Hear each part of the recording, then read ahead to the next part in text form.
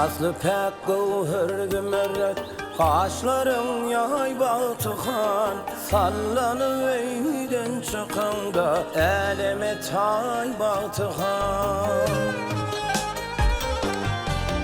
Dostuma kucak açıp bolluğune cay baltıkan. Aklıma talan tanıp hoşumla allın baltıkan. Baltıkan yar baltıkan.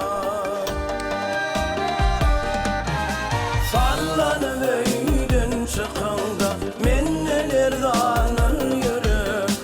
Gül yüzün gülmeye dar men bir zaman dursam gerek.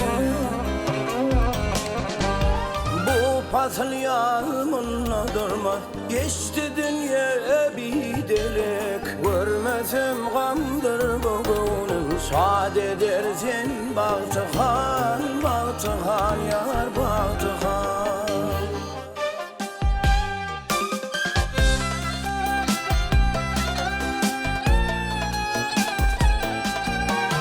Hep velayetlerini gezdim, görmedim seni peri. Görmedim seni peri. Senden öve yok mu darım, iki çeşmin revşeli. Giyinip nalı merceni, dakını altın deri.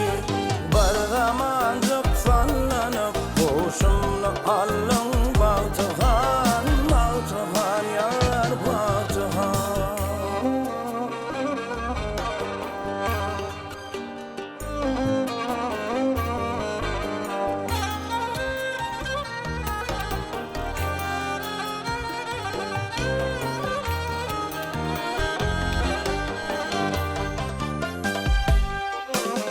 Devletli devranilerim var, yok sözümde bargılap. Yüreğimi dolarını verdin, bağrımı da paralap. Bir şahir kurban bugün, çıksam sana ümmet dilem. Kanda kalın könlüme ödün alacet baltıkan. Baltıkan yar baltıkan. Baltıkan yar baltıkan. Baltıkan yar